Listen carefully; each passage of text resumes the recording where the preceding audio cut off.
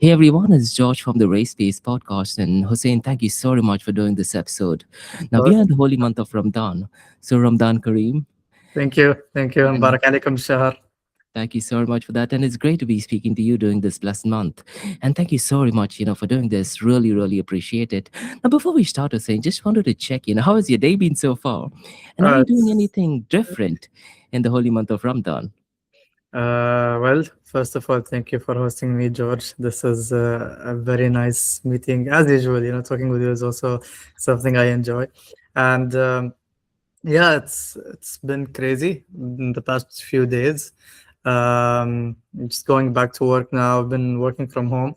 So yeah, would have loved to use my studio, my FitStory studio, but unfortunately my son is sleeping, so I'm Oh, sitting in the living room. So you get this background. it's definitely great. You're doing this. Really appreciate it. Now, for our listeners, what advice do you have from a fitness point of view, particularly during the holy month of Ramadan? Of course. So Ramadan is always viewed as a time to lose weight, okay? Because you're fasting. You're fasting most of the day. You could be fasting. I think we're fasting here up to like 13, 14 hours, something like that, or more. I didn't really count. One second. It's yeah, we 15 are, hours, we I think so. are fasting around 13 hours, Yeah. yes.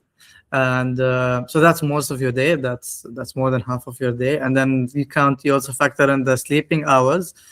So you are not eating for about 15, 16, 17 hours of the day. You're not eating. And so how much food can you actually put in your system? How many calories can you put in your system? Yeah. If you eat, your regular healthy meals, you will definitely be in a calorie deficit. And that's why most people view Ramadan as a fat loss, weight loss window. But the reality is most people gain weight in Ramadan. Okay. Oh, interesting. Yes, because yes, they are fasting, but then this is basic science. It's thermodynamics. If you have, I give an example. If you have a cheesecake slice and you have a watermelon slice, they're almost the same size. Hmm. Maybe let's make it two watermelon slices, no problem. They're almost the same size, but the calories in that cheesecake slice are probably 10 times the total of the calories on the two Yes. watermelon slices. And that's what really happens. People indulge when they eat. They really eat the sweetest, best food they can ever or they can make all year. And so you get the Ramadan traditional food, you get things like that, and suddenly you're not in a caloric deficit because you're not eating your regular food. You're eating very calorie dense food, very sugary food for dessert, all kinds of fried stuff. And then between the two meals, which are iftar and suhoor, you're also drinking a lot of tea, you're visiting people, tea with milk, coffee with milk, whatever. You are not in a caloric deficit. And so for me, when most people ask me, how can I lose weight in Ramadan? I say, no, don't make weight loss your main goal in Ramadan. Actually, make sustainability your main goal in Ramadan. Try to sustain the same system you have right now. And if you simply sustain what you're doing, you don't change anything, you're Yeah. gonna lose weight. So that's what I would say for most people. But for top level athletes, the Ramadan is a time when they find it a bit challenging to maintain their performance. And so for those guys, I would say it's just 1 month. Yeah. Relax. It's fine. It's a time for you to recover. Recovery is extremely important. Just do what you can. That's what I always say. Do what you can. Don't skip on your workouts, but Hmm. don't also stress too much. If your performance is not 100%, if you're not feeling like it on the day, just go get the work done. Whatever you can do. That's it. And apart from physical, I'm sure there are mental benefits to it as well. And Hussein, I watched a lot of UFC, and Bilal Muhammad, he Hmm. did fight during the Ramadan, and that was his epic fight.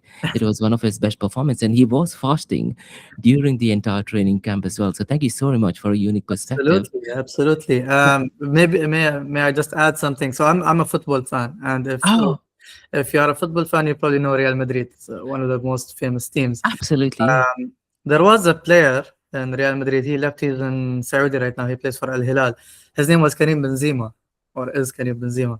Benzema was the captain of Real Madrid for a number of years, and during those years, Ramadan was happening at the same time as the biggest matches in Europe. So the biggest matches are in the Champions League, and he was fasting. And those years, it actually became a meme in a way. Benzema with his date, because he would break his fast uh, after the match or during the match or right before the match. So it's around the match time.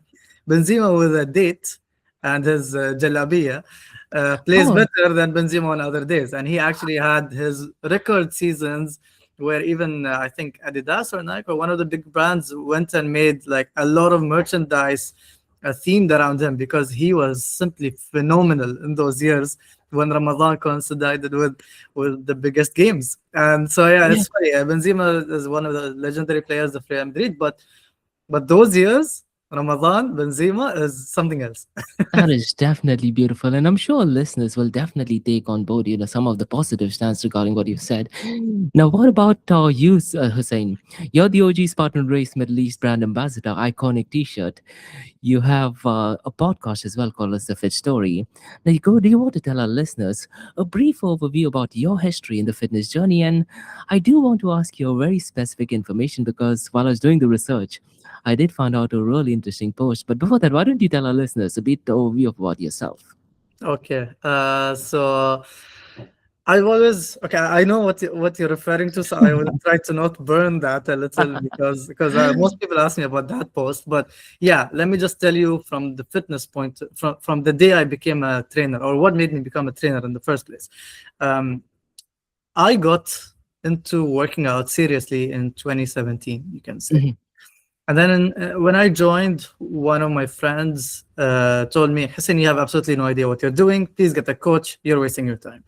And that was fair. I didn't really have any idea what I was doing. I got a coach in my gym. He was one of the best coaches.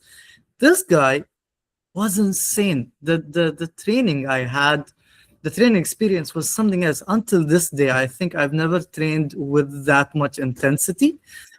But the guy, his whole goal was to tell me what to do. His goal was not to educate me. And so there was the main issue where I trained with him. He was really expensive. I paid for his training for 1 month. And this is in 2017. This is equal to what I charge for 2 months right now. And Ah, with all the inflation in 2026, it's almost equal to that. So I trained with him for 1 month. And then I was thinking to myself, this is not sustainable. I can't keep paying him so much. So I asked him for my training booklet so I can at least know how to continue from where we finished. And his reply was, your booklet got lost. oh, Yeah, I lost it somewhere. I don't know where it is. Basically, the guy wanted to hook me and keep me, stuck in his hook and just pull me with him for so long, paying him so much money every month. yeah. And I was thinking, this is not me. When I do something, I try to master it and I try to learn it and I try to know everything about it inside out. I don't know why I'm training like this. I don't know why the schedule is scheduled in that manner. I don't know why I'm doing 3 sets or 2 sets or 4 sets. Why this exercise? Why not that exercise? Why is he coupling this muscle group with this muscle group? It never made any sense to me because he never explained it. He just told me do this, do that. And it was nice while it lasted, but it wasn't sustainable. And that's the day I decided, I should start researching on my own.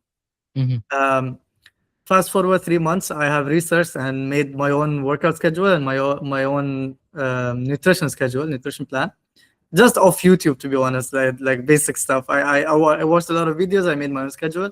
This same trainer approaches me 3 months later, and he's like, "Hassan, do you have a coach?" I'm like, "No." He's like, "I don't, no, I don't believe you. I'm sure you have a trainer. Maybe you have an online trainer." I said, "No, I really don't." He's like, doesn't make sense. I can see a lot of progress. And that's when I knew I was doing something right. Because the guy approached me himself and said, you're doing something right. And that's when I thought to myself, how far am I from being a personal trainer at this point? You know? Was that the moment where you felt that you could eventually turn out to be a Yeah, yeah. trainer or coach No, as well? not really. I mean, at the time, I just thought, if I can make progress, if I can actually identify what to do, then I'm not Mhm. so far from being a personal trainer. But throughout my entire life, my mom is the person who knows my capabilities more than anybody else. She always told me, "You're good at teaching stuff." And she envisioned me teaching at a university someday. Maybe it happens, who knows? But she always told me you're good at teaching people things. And even at university, when I was studying my bachelor's degree, people used to refer to me to ask me a lot of questions. I wasn't exactly the best student, but I could explain things in simple terms. And that's what made it appealing to other people. And so at the time, I thought, he's making good money as a personal trainer. It wouldn't hurt to actually check how far I am from being a personal trainer. I checked and I felt more than confident I can actually do the course, do the exam, and I did it. But that's when I found the passion. When I got my first client, that's when I fell in love with it. It wasn't just something I was gonna try. It was something I was gonna do for the rest of my life. Now, you mentioned about passion, and Hussein, I do have another podcast called as Blockchain DXP. I interview a lot of CEOs, and I try to find out, are they following the passion, or are they following something that they're good at? People often think that both of them are the same. No, It's no. ideal. Exactly, yeah, yeah. So why don't you share a bit more information regarding what you're good at versus your passion? Okay, okay. This is actually really good. So I said I love football. Yeah, I'm passionate about football, but I'm not good at football. I'm a very bad exactly. Yeah, football player. yeah. If you compare me to people, I'm decent, but I'm not good enough to make a career out of it. I'm also good at stuff that are not my passion. So I'm good at writing. I've won my fair share of story writing contests and stuff during my academic days, but I was never really interested that much in it. Yes, I do like it. I am good at it, but it's not really my passion. And so my I always realize that passion and being good at something are not the same. If I am good at something, I can learn to like it. Uh, Yes. but if I'm simply passionate about something, that doesn't mean I can make I can be good at it. I can make a career out of it. And I realized this very early in my career. I'm a civil engineer. I I think I got into engineering because I was just good at physics, math, etc. And I felt, okay, this could be a good career. Everybody told me this is something very, very important that you choose the right career that you can make money out of, so you can have a good life. And I said, okay, yeah, I'm good at engineering. It seems like this is the way to go. But then I realized down the line, this is not my passion. My passion is more about educating people. It's about being interactive with different people. It's not just dealing with buildings and concrete and stuff like that. And yeah, I feel, alhamdulillah, at this point in life, I am doing the stuff I'm passionate about. My work is in training and certification. On the side, I'm a personal trainer. It's all revolving around that same point of training and educating people and upskilling them. And based on my understanding, I do get this feeling you're a good planner as well and a good storyteller. And this goes back to, what we were briefly discussing at the beginning of the episode. I was actually listening to one of your posts on Instagram where you gave a speech at Khalifa University. Do you want to give our listeners a very brief of what that is? Because look, I think that is really inspiring. And when you talk about overcoming obstacles, I feel, Hussein, not only have you overcome obstacles, you've mastered obstacles. So, why Alhamdulillah. don't you give a gist of I, that I, speech? Well, I and I'll wouldn't put it in the show notes as well. I wouldn't say I mastered obstacles. Obviously, there are much better athletes out there, especially in OCR. But yeah, if I'm gonna talk about my story and that specific post you're referring to, as a child, I was always extremely skinny, and there came a point where some doctors actually said that this is not going in the right direction and this could affect my well-being. And so I had to really do something about it. I tried to do a lot of things as a child. My parents took me to a number of nutritionists, but it was always the same problem where they would tell me what to do but never explain why I'm doing it. Yeah. And I would do that for a short time, maybe see a few results, but it never really took me to the place I wanted to be at. It's only the day that I realized that I need to do my own research and work out based on my own research. Yeah. That's when things started clicking in terms of physicality. And here I am so many years later. I'm a personal trainer. I've got so many clients, and I can see that spark in their eyes when their life is somehow transformed because of this transformation they make. That's something that's what I live for, to be honest. That And let's that feeling. and let's say for someone, who is in a similar phase as you, what advice you'd like to give them? Who would be in a similar phase to where Who's I not was sure, before? yeah, who's sure, let's say the trainer is kind of not telling me what to do and they're kind of stuck. Because listen, I do speak to a lot of people. they like the trainer, but at the same time, deep down inside, they're not sure why they're doing what they're doing. So, what advice would you like to give them? And according to me, Hussein, what you're saying can be applicable even to work. So, Yeah, let's say my yeah, boss yeah, more yeah. than tells me to do certain things, but rather than just saying it, why don't you go ahead and explain it? What advice would you like to give to them? First of all, it's not wrong to have a trainer. It's actually really important to have an instructor teaching you something when you're new to it, and that's what I did in everything. I mean, that's what I prefer doing. Whenever I get into something new, I get a specialist to teach me how to do that thing. It's also not wrong to continue having a trainer if, number one, you know why you're having a trainer for that. Let's say you're a world-class footballer. You're always going to have a trainer. You probably could be the best football player on the planet. Cristiano Ronaldo, let's take Cristiano Ronaldo as an example, or Lionel Messi. We are talking about football, but because I started with it, they have their own trainers. And I remember one of the coaches who coached Cristiano Ronaldo, Jose Mourinho, one of the best in football history, said, "I will not ever be able to teach Cristiano how to take a free kick. He can take a free kick better than I could ever do it." Yeah, But there is always this unbiased, objective view a trainer can give you. And so, if you know why you have the trainer, maybe you need that unbiased, objective view. In bodybuilding, all the top bodybuilders have trainers. Every single athlete in the Olympics has a trainer. They are probably better at what they're doing than the trainers ever were. But that objective view that makes a difference to these people, so they know why they're doing it. And yeah, obviously, they can afford the trainer. If the trainer is too expensive, then it doesn't make sense. There are other ways to educate yourself. But in the Quran, Allah says that I would say the meaning in English. Allah never changes how you are until you change yourself. that is So, beautiful. Yeah, so the initiative needs to come from inside. So when you tell me there are people who have a trainer and they don't really like the trainer, but they don't know where to go from there, I would say it's in your hands. It's absolutely in your hands. I started researching on YouTube. You can do that. Yeah, you can learn more about your situation and see where you go from there. But you need to start that change. You need to initiate it and then see where God takes you. that's definitely great advice. Now, let's do one thing, yeah, Hussein. Let's go ahead and talk about OCR. Talk Okay. to us about how your journey in obstacle course race started. Because I do remember you doing an obstacle course race in Malia 2019 as well, right? Was that Yes. the first one, or what was your first That introduction to obstacle uh, course race? the first Malaysia 2019 or 2018. I don't remember. 2019. 2019. That would have been that was my first. I mean, I always wanted to do a Spartan race before that, but 2019 gave me my first chance to actually do a Spartan race. Since then, I've done, alhamdulillah, quite a lot, and I've seen how I got better at the races. But I would say the first step is to realize that you will never know what you cannot be ready for a Spartan race from the first try.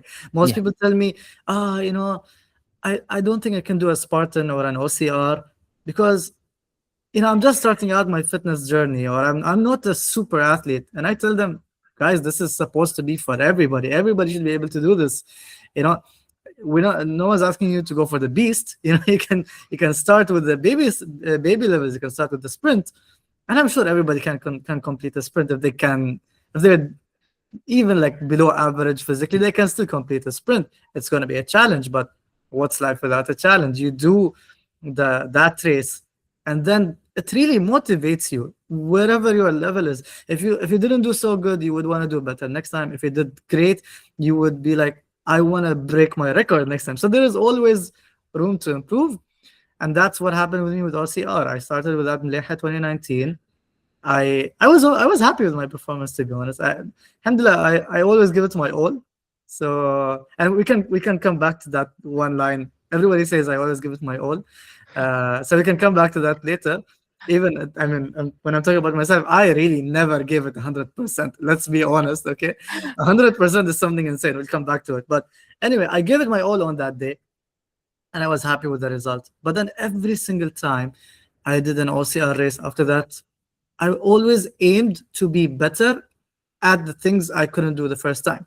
Some Mhm. of the obstacles I couldn't do the first time, I try to beat them. I tried to do them the second time. When I did them, I wanted to improve my timing, and that's how it's been since then. Ending up with the last Spartan race I did in Hatta. I did Mhm. Hatta this year, and Alhamdulillah, I was the ambassador with the highest number of participants coming from my side. Excellent. Uh, so that was something, Alhamdulillah. And have you done other obstacle course races as well, like Desert Warrior Challenge? We had Old School Challenge in Ajman a few years ago as well. Have you done other obstacle course Uh, races as well? I didn't do the old school challenge, but I'm on amazing terms with Ahmed bin Dabboui, who is the guy who organizes it. And Ahmed bin Dabboui has another race, which is OCR Empire. Along Empire with, Race is brilliant, right? I yes, think yeah, OCR Empire is hands down one of the best places to go it's and one of learn. the nicest, to be honest. And I did the first OCR Empire race they did, which was in Gawain. So that was something. It was way more challenging than I thought it was gonna be. Uh, it really took me out. I remember by the end of the race, everything was paining, but it wasn't just that. I had pulled my hamstrings, I had pulled my calves, my calluses were all torn up. It was an insane race, but when I look back at it now, I say I'm very happy that I did it. I'm And very, very happy that I did it. and just a shout out to Belushi. I think he's the godfather of OCR, at least in the Middle Absolutely. East. OCR Empire, brilliant place, world class athletes. And what I've heard, everyone's saying only brilliant things about Belushi. So, Belushi, thank you so much for He's a doing what very you're nice doing. guy. Mohammed Iblush is a very nice guy. I haven't dealt with him as much as I dealt with Ahmed bin Dabboui. They are the two founders of OCR Empire. Mhm. But in the time that I've dealt with Belushi, he was always very cooperative, so nice, and I even like asked him a lot of questions that didn't have much to do with the race itself. I just needed help with other things in fitness, and he was always there. He was always there for me. Excellent. Now, talk to us about the hardest moment in obstacle course race.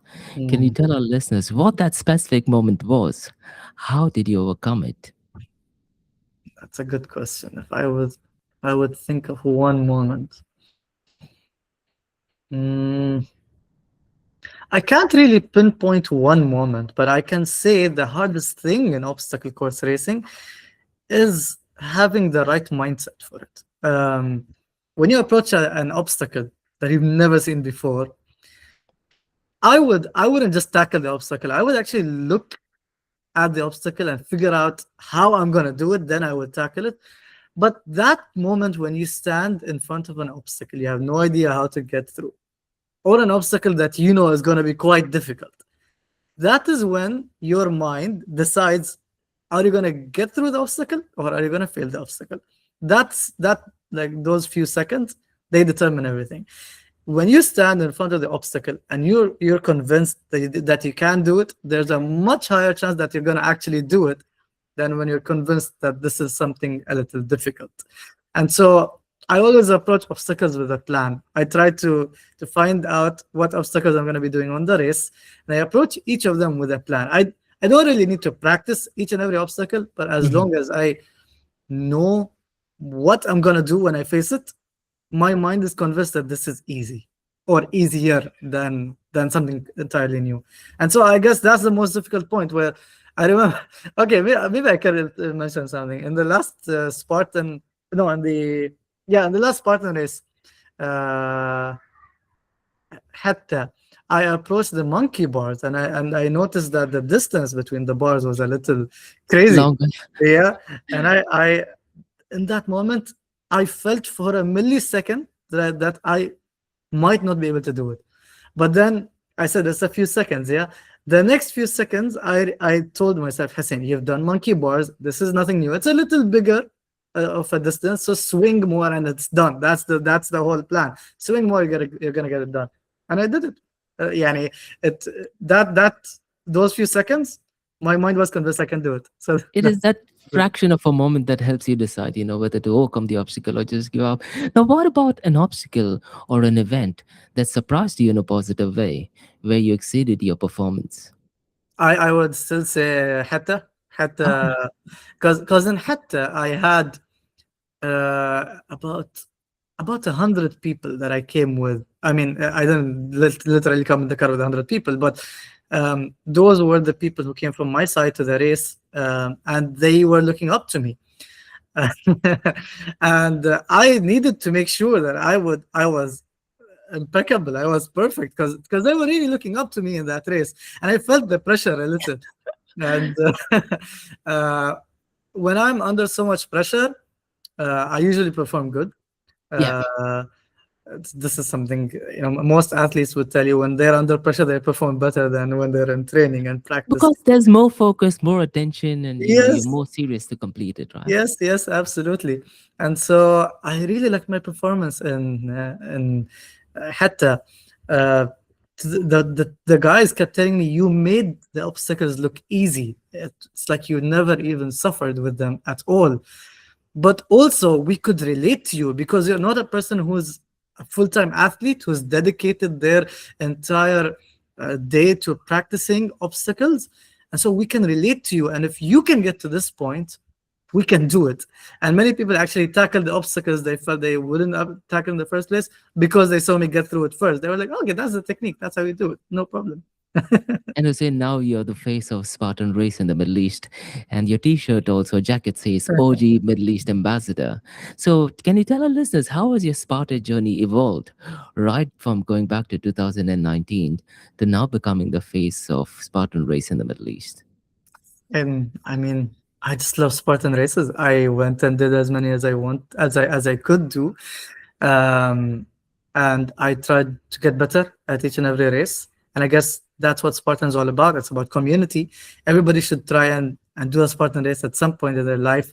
Then everybody should try and get better at them. Yeah. And I guess that is what made me fall in love with Spartan. And when I was approached to be an ambassador for Spartan, I was so happy. I was like, I I would love to do this, man. I actually do Spartan races, whether whether I'm an ambassador or not. I'm gonna do the race. So yeah, definitely, I can pour my heart into it. Now I'm going to put you on the spot, Hussein, and I'm going to ask you, what would you say is your favorite and the most hated obstacle in Spartan Uh, Race? okay. My most hated is usually the javelin throw. Oh yeah, spear throw. The spear throw, because I'm not so good at it. It's a love-hate relationship with that. It's a hit or miss, isn't it? Yes, yes, yes. And I always, I think I actually did it once, but in general, it hits the target and then falls up. Yeah. So I would say that's the obstacle I always approach and feel I can't really do this. But the obstacle I love the most, I would say it's either the monkey bars or the rings. Mm, Um, Simply because when I started training for, it was calisthenics actually, it wasn't just for OCR. When I started training in calisthenics and hanging, I got a level 1 tear in my left shoulder. And rehabilitating from that and being able to go back and have better shoulder health than when I started, is something that took quite an effort from my side. And I guess that's why every time I approach an obstacle that requires me to hang, I feel, and I get through it, and I get through it without any pain. I feel really proud of myself. So I would say the hanging obstacles would always be my favorite. They are not easy, but that's exactly why they're my favorite. Now, we do have a couple of events coming up, and you are a trainer and a coach as well. For, let's say, someone who does not have any equipment, let's say for rope climb or let's say for sandbag carry, what would you advise them? What recommendation do you have for them? It's not that difficult, to be honest. Spartan races are mostly cardio, and so if you can run your 5 kilometers comfortably, and to put a line under the word comfortably, Yeah. you can do your sprint without any problems. Um, and if you are somebody who has access to, let's say you don't have access to a gym per se, you're training with basic equipment, but you have access to some kind of weights that you can pull, so you can do back workout. You can pull, and during COVID days, I actually used water bottles, the water bottle packaging. Like I would buy the bottles. They're like a six in one pack. They're like six bottles, 1.5 liters each, in one pack, and I would use the grip on it as a dumbbell, basically for pull exercises. So if you can do your pull exercises, and if you can find a bar that you can hang from, work on your grip, you're good to go to a certain degree with the rope climb. Yes, you're going to be taking the harder path, which is using your back and your grip instead of using your legs for the rope climb, but you can actually do half of the rope climb with that easily. Just work on your grip and work on your pull, and you're good to go.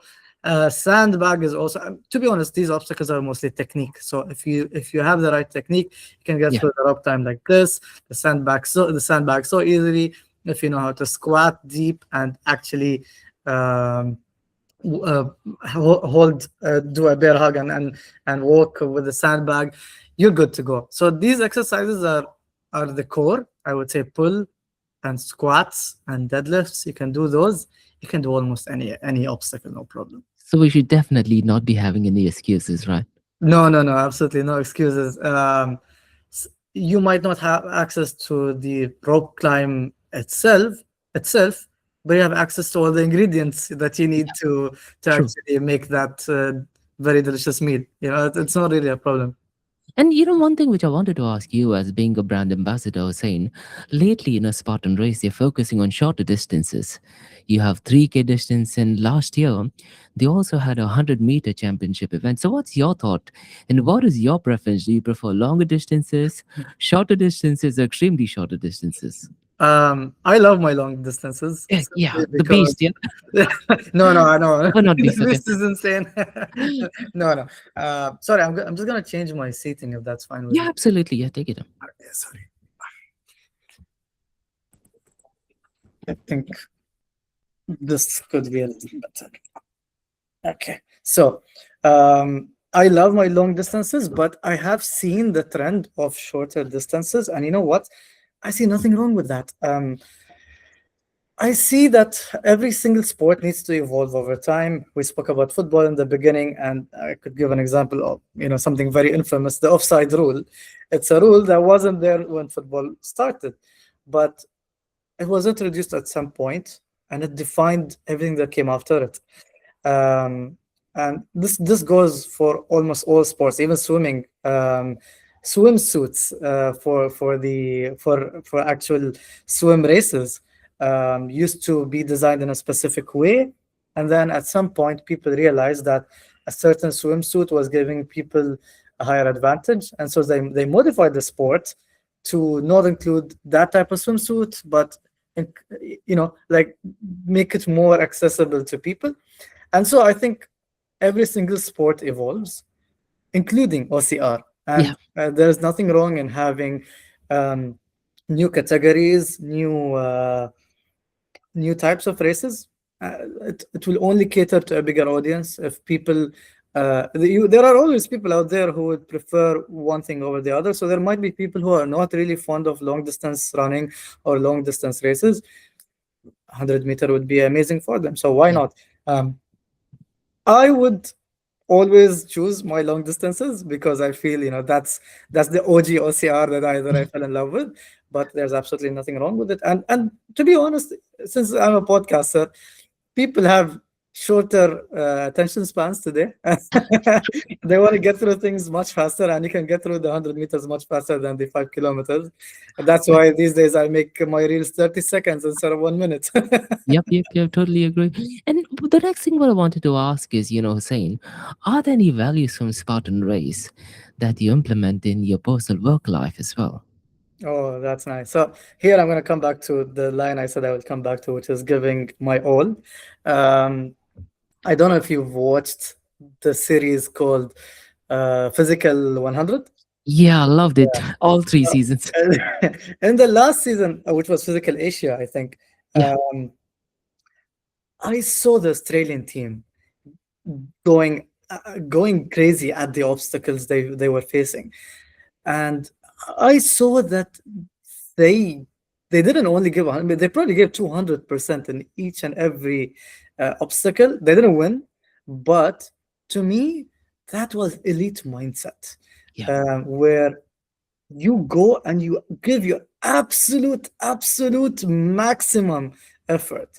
Um, in the gym, when I train people, I tell them, give me your RPE, a rate of perceived exertion. Basically, how difficult was this exercise out of 10? And I would leave them, especially if they're beginners, I would leave them to actually attempt the exercise. They would say, this was a 10 out of 10. This was very difficult. I can't do anything more. I can't. I have no reps in reserve, no RIR. My RIR is zero. And I'm like, okay, cool, cool. So then I go and increase the weight, but I don't tell them. Okay, so I make it look like it's the same weight. And I'm like, okay, so since that was your maximum, let's do it again and just give me the same. They would do the higher weight for the same 10 reps, and they would think, it's still their maximum. And I would do the second time. So maybe 3 or 4 sets. By the end, I would tell them, by the way, I kept increasing the weight, but you didn't notice. So you always had more in you than you thought, and it was your mentality that was telling you that this is your max. And so when I saw the Australian team, I saw somebody actually give their max. And in my Spartan race career, this is what I learned, that I probably have more Yeah. in me. And it's just my mind telling me that I shouldn't do this. When I'm reaching out to that, let's say I tore my calluses, and I'm reaching out to that last hanging obstacle, and I'm feeling, my calluses are torn. I wouldn't be able to do this. Maybe that's true, but I need to test it. If I just tell myself I can't do it, I won't be able to do it. And yeah, and hatta I approached every single obstacle, and I told myself I could do it. I got through it. It was all in the mindset. And so I think this is the main value I learned from Spartan races, which is you're better than you think you are.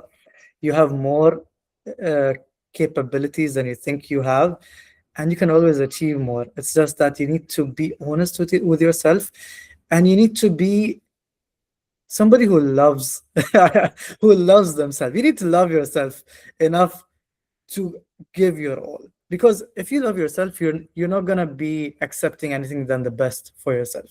And that's what drives those athletes to give their all. They want to win, they really want to win. And in Spartan, if you want to actually get through that long distance or get through that really difficult obstacle, it's just your mind standing between you and that obstacle. That's all. That is definitely solid advice. And I do have a very specific question about, wanting to win.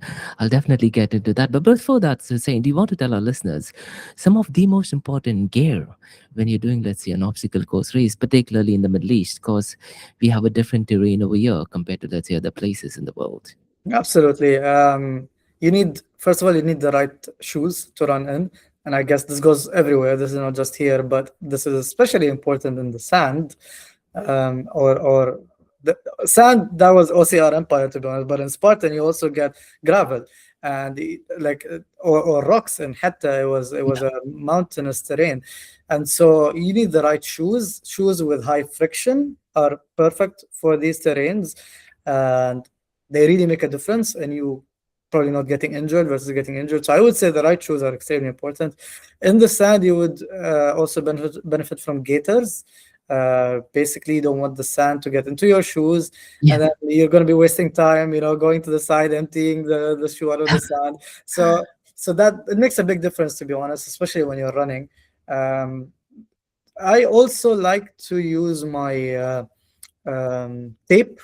So I always tear my calluses, which is by the way bad technique. It's you could tear your calluses because it was a difficult obstacle, but you could also tear your calluses because you're not approaching the obstacle in the right manner. Yeah. And so alhamdulillah, and hatta I didn't tear my calluses, which means that I am going down the right path.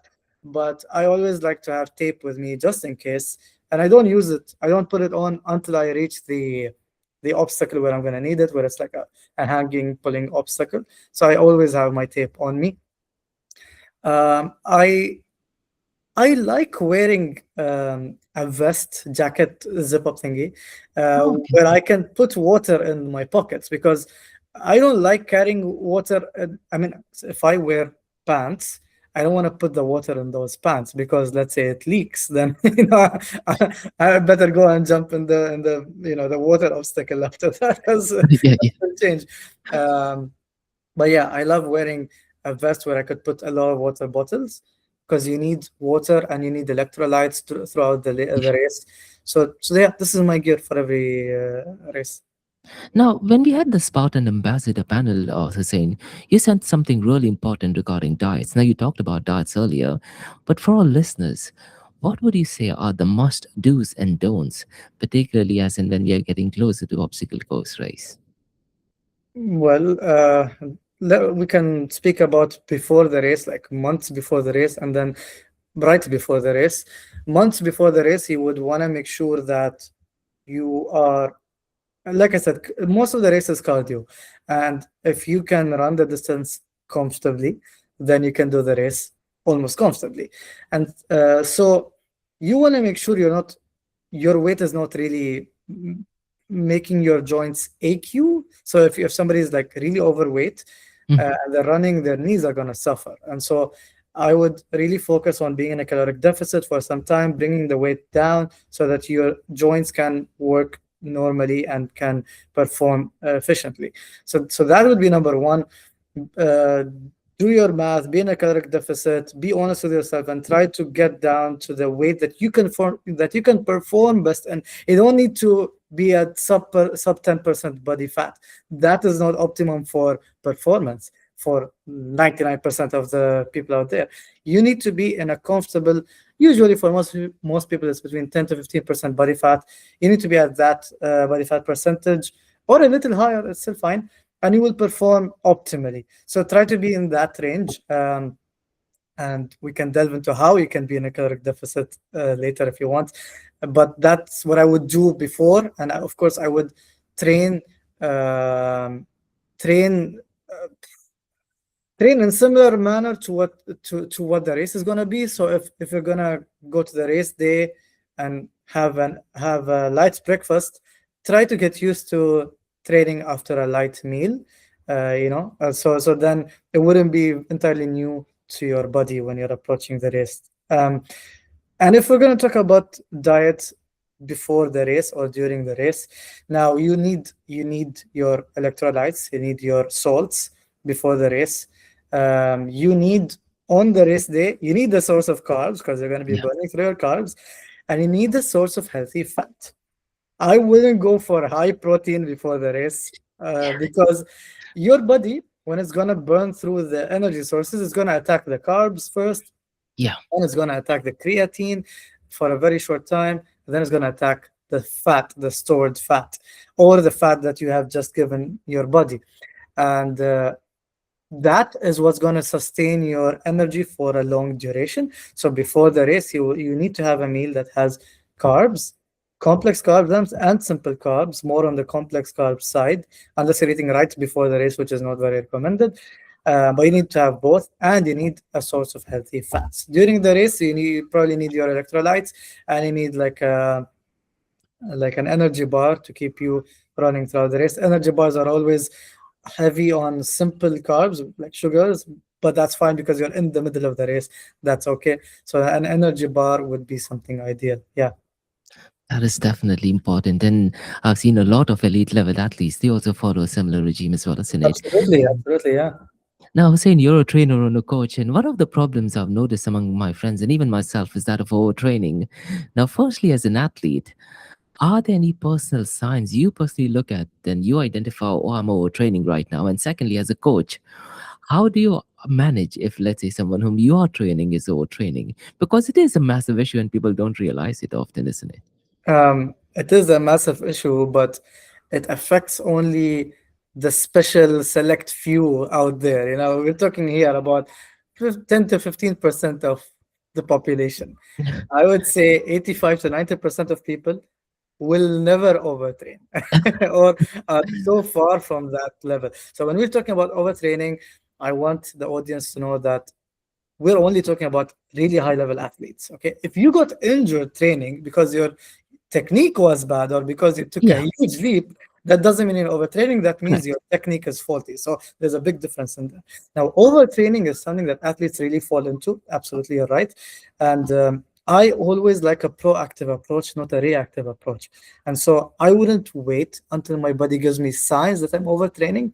I would actually factor my deloads into my workout plan, into my training plan for the few months or the year that I'm looking at. I would proactively take deloads to avoid overtraining. So, as they say, prevention is better than than cure, and that's my approach. I try to never need to take a deload, but always take a deload. So I don't reach a point where I feel everything in my body spinning me and oh my joints are not feeling so good. I need to take a week off. No, I factor that week, and I usually take my deload around 6 to 8 weeks of continuous training. I would take one deload week. I would factor in one deload week, whether I take it off or I train, but reduced volume, reduced intensity. Yeah. Always have my deload weeks in there. And since I started taking this approach, Alhamdulillah, I have not faced any overtraining issues myself. Now, when I'm gonna when I'm training somebody and they're overtraining, that's really rare. Like it's not every day you get somebody with that mentality that you're training. Um, it's To be honest, it's a privilege to have somebody who overtrains as your trainee. But if I have a trainee who's like that, I always try to talk to them about recovery, because let's face it, if you're into bodybuilding to build the right physique, it's being built while you're sleeping.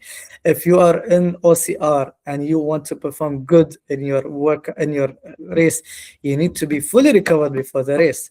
And so if you are impacting your recovery, if your training is impacting your recovery, then it's not optimal training. Then you're harming yourself more than the reason people get into overtraining is because they think they're doing good. It's better to train. Yeah. But in fact, you're going in the opposite direction. You're not improving. You're not doing good to yourself. You're Yeah. harming yourself. And on the long term, this could result in you ending your career out prematurely because of an injury or because of something like that. And you don't want that. We always preach sustainability. So a sustainable, proactive deload slash rest approach is best for recovery, and that's what I always go for. And this is next question is kind of connected to what you just said because for elite level athletes, you have something called a peak performance. And Hussein, I watched a lot of UFC MMA, and Henry Cejudo, according to me, is one of the greatest, not just an athlete but also one of the greatest coaches. And he says that one of the problems he sees is peak performance, that athletes are not reaching the peak level of performance during the fight night. So let's say you're doing OCR World Championship. Is there a way where we athletes can identify, okay, when you're reaching your peak performance, where you are at your optimal best? You know how they say, don't wear new shoes to a race, wear Yes. shoes that you've already Yep. ran in before. It's kind of the same. Peak performance, you would know exactly when you're performing at your peak, and it wouldn't be something new. So let's say you're going for a race. Like I said earlier, you don't want to be at a new low body fat percent simply because you're lighter and you can run more and you can pull yourself faster up when you're doing a pull up or something like that. You want to be in the range that you have tested and you perform your best at, and that differs from one person to the other. And if you watch the World CrossFit Championships a few years ago, the uh, the world female champion was a lady who, I forgot her name. She was from Hungary, and she used to say, and these are her words, that I am not ashamed of being a big lady or being a thick or athlete, something like that. Basically, she found out that she performs her best when she doesn't have a six pack. she she's Possible, not yeah. she's not at that low body fat percent Yeah. where her six pack is clearly visible. Yes, it looks better obviously when you have a six pack, but she didn't perform her best at that level. And look at some of the best athletes of all time. If we're talking about football, we started with football. Ronaldo, the Brazilian, the iconic Yeah. player. He was never the slimmest guy on the True. pitch. In fact, most of his career he was overweight. Oh, wait, yeah. Yeah, so you don't need to be at, so the performance and looks are entirely different. Um, so I wouldn't try something new where uh, I go to a lower body fat, or if we're talking about MMA, let's say a higher weight category for the first time. If you're trying something new and you want to do your best, the fact is you won't do your best. You need True. to be doing something that you're used to, that your body is comfortable with, and that is exactly where your peak performance is going to be.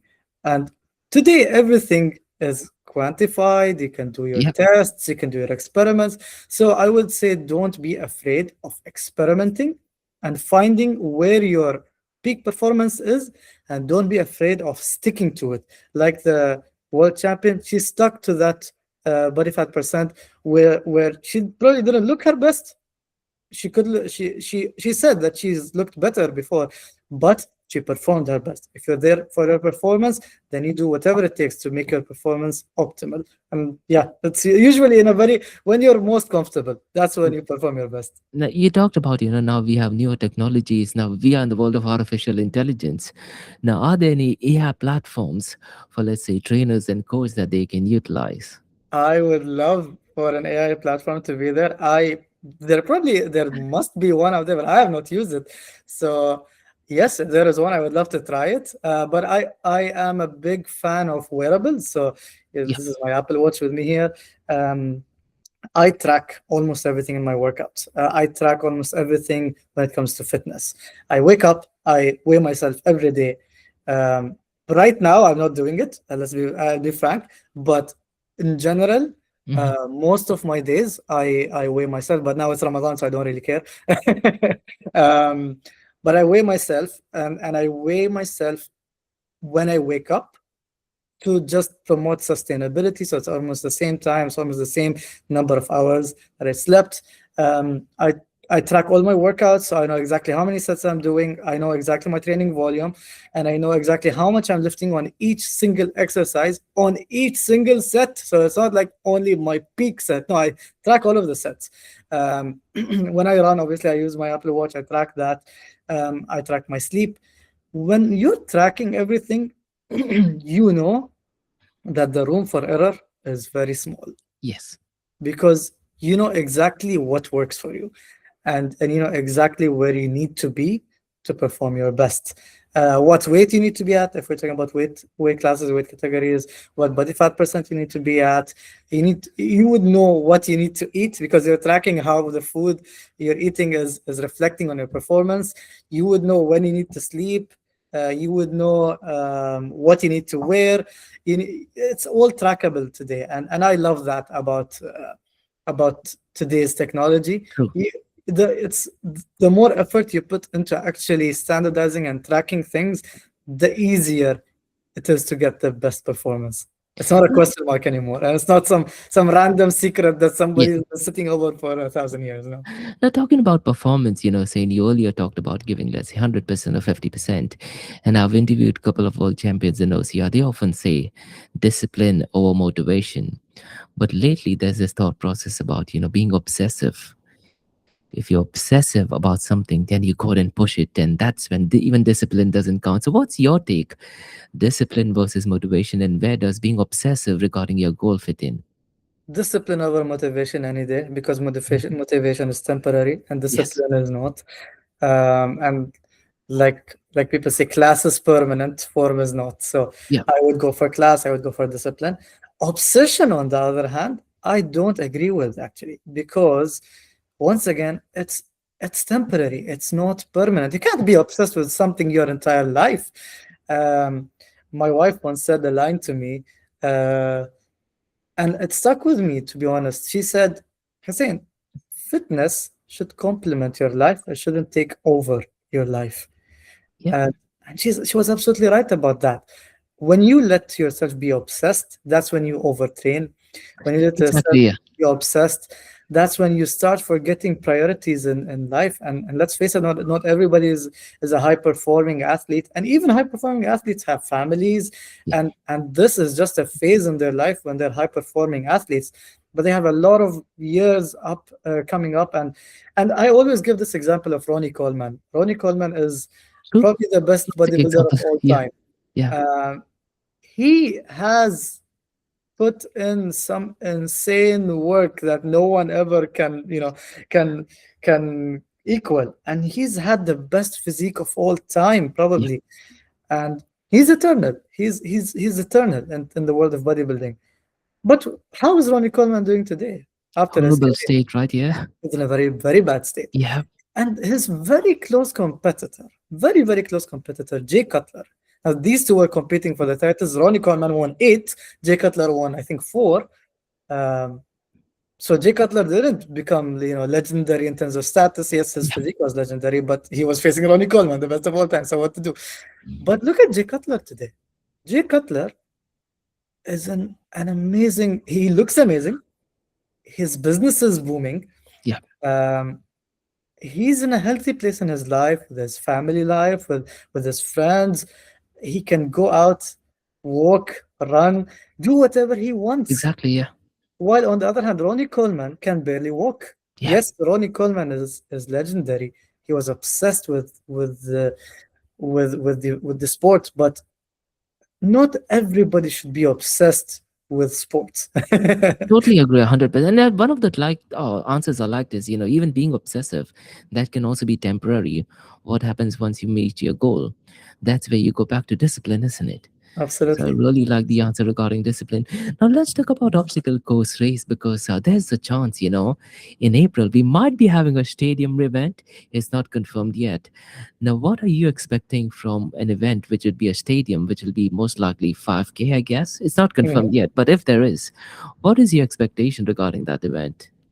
No, to be honest, stadium events are amazing. Like when you walk into the stadium, it's You know, because it's you're a football fan. good. It's something else. It's something else. I mean, yes, definitely. It's ultimately a Spartan race, so it's more of what you're used to.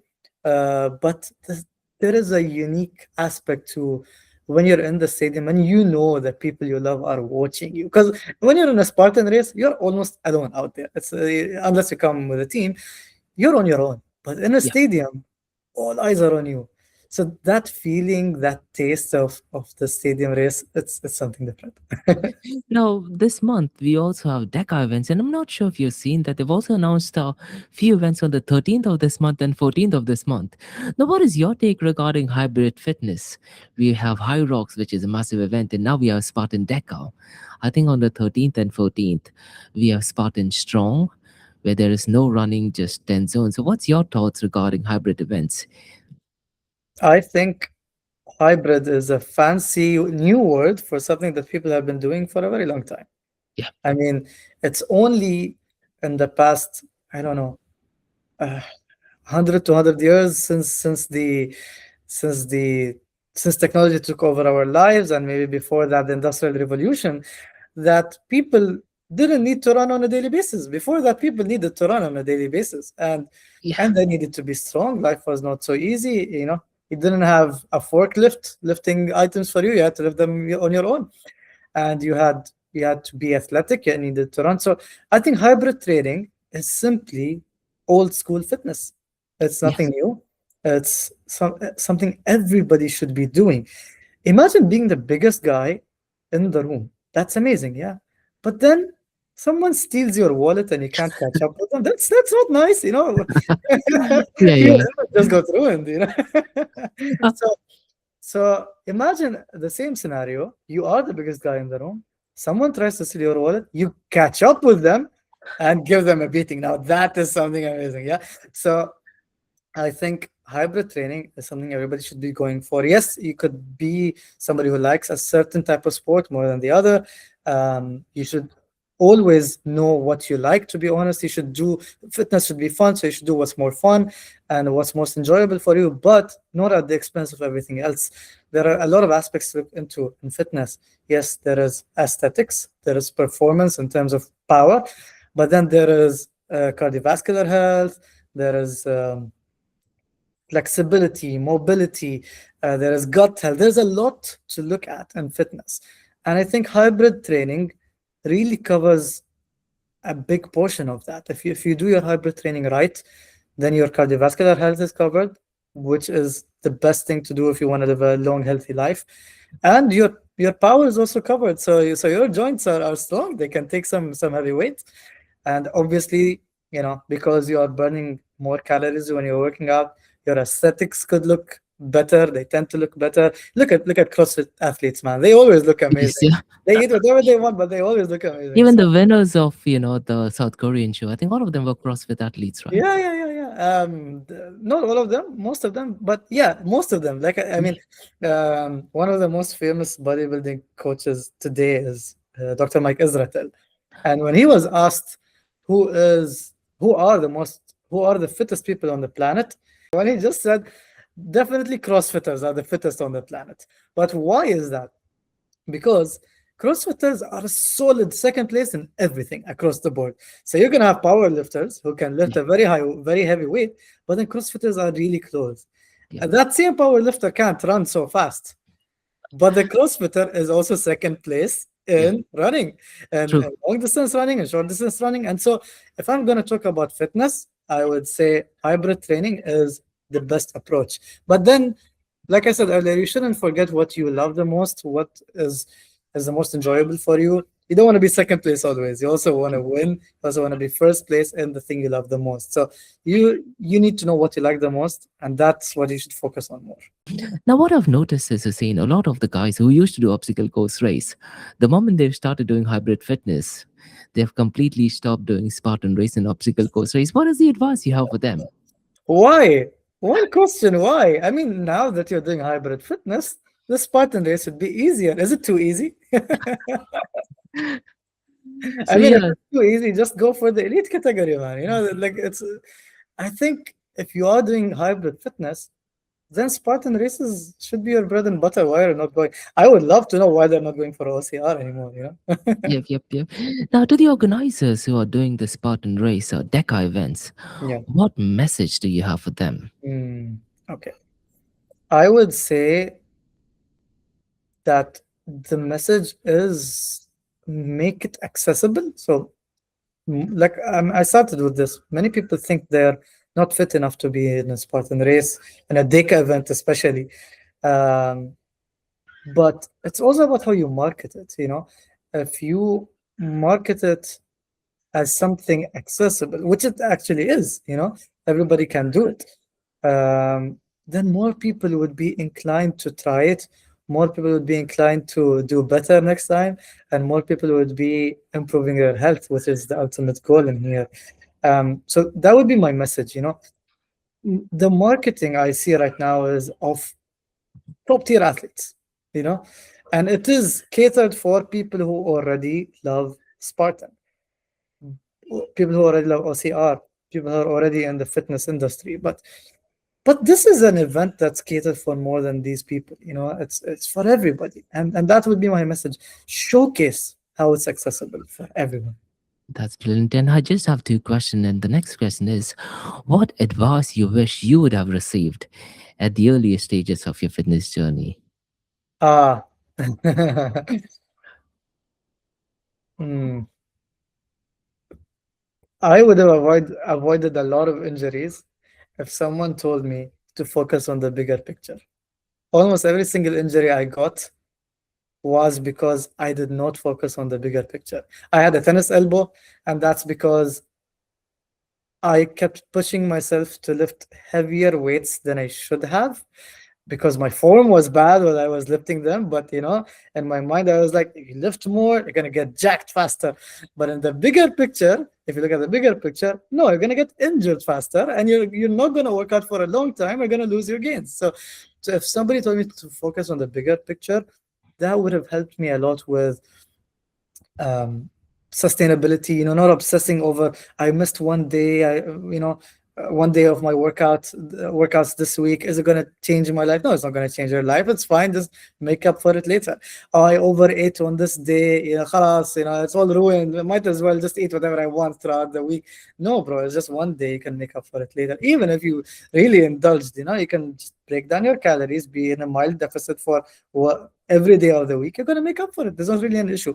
So I would tell Anybody who's getting into fitness, getting into OCR, focus on the bigger picture, realize how everything plays a small part, a very small part in that bigger picture. And if you get 9 items out of 10 right, that's better than doing really going above for that 10th one and injuring yourself, because then you're going to be doing all 10 of them bad for the next few months. Yeah. Excellent. Now, Hussein, we are in the world of artificial intelligence. So what I did, I put up all of your information in AI.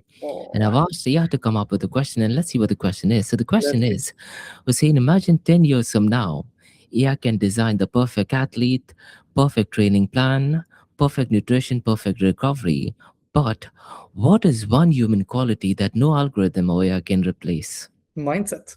100% Excellent. mindset. Yeah. If you have the best schedule but you're not following it, then what's the point?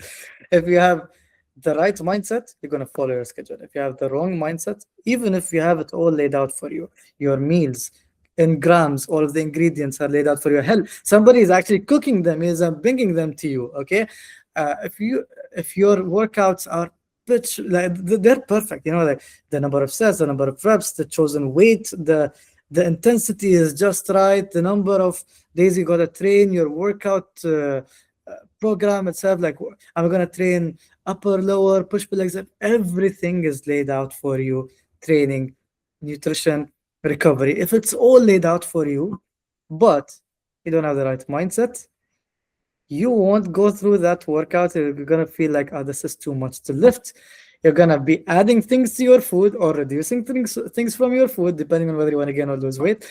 And you're gonna be telling yourself it's a little too much, and you're gonna be probably staying up at night, not sleeping well. You're not gonna be doing your boring fitness stuff. Like, I don't know if you're into yoga. People who need to work on their flexibility, they need to do yoga, but they might not be into it. Like me, I'm not into it, but I've still got to do my flexibility workouts. If I don't do them, I lose my flexibility. It affects everything else. And so the only way I can get it done is if I have the right mindset. So definitely mindset is something that AI will never be able to give anyone, because no one can give you the right mindset except you. And this maybe ties into the verse I started with from the Quran later. Allah doesn't change anyone's condition or situation until they start the change. They initiate it from themselves. Thank you so much. And that's probably the best way to end the episode as well. Thank you so much, Hussein, for doing this. Really, really You're most appreciate it. welcome. You're And most look, welcome. I often say this, very few people very few people are able to overcome the obstacle, but you. Not only have you overcome, but I think you've mastered some obstacles. And I'm talking about in personal life as well. Alhamdulillah. From Alhamdulillah. struggling with fitness, with mastering. We're, So we're thank you all very we're much all for doing students. this. We're all students in life, and every day I learn something new, even from the youngest people out there. So yeah, we're all students. No one has mastered anything, believe me. Do you want to tell our listeners very quickly about your podcast? I should have asked this question before. And what is one episode you'd like to recommend to our listeners to check it out?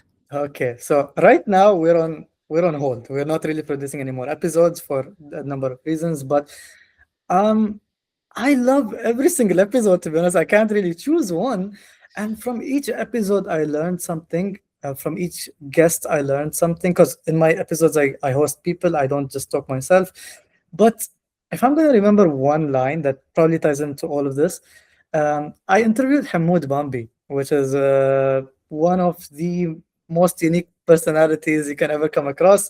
It was one of my first episodes in season one, and he said the line to me that I can never forget. To be honest, that line is, Hussein, even if I had 30 minutes, I would go and get my workout done. And mind this, he's a world class athlete. Not, maybe not world class, but in the UAE, he's one of the best athletes. He does a number of sports, and his workouts are grueling and they take long. But the guy, if he has 30 minutes, he's gonna go. He won't rest. He's gonna get that workout done. If it's a 1 hour, 2 hour workout schedule, he's gonna get it done in 30 minutes. If you want to get it done in 30 minutes, you will get it done in 30 minutes, Exactly. and your performance will not be affected. This is what he told me. And to be honest, every single time I was short on time. I had like the window is like 30 minutes, 40 minutes, and my workout is supposed to be 2 hours for the day. I would approach it with Hamed's mindset. I got it done, and my performance would be actually better. He was right, absolutely. Brilliant. Thank you so much for that. And thank you so much, Zain, for doing this. Really, really Of appreciate it. course, Thank you of so course, you're much. most welcome.